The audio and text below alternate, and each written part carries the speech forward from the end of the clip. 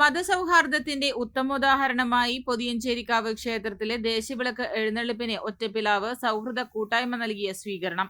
പെരുമ്പിലാവ് പൊതിയഞ്ചേരിക്കാവ് ക്ഷേത്രത്തിലെ ദേശവിളക്ക് എഴുന്നള്ളിപ്പിന് ഒറ്റപ്പിലാവ് സൗഹൃദ കൂട്ടായ്മ നൽകിയ സ്വീകരണം മതസൗഹാർദ്ദത്തിന്റെ ഉത്തമോദാഹരണമായി.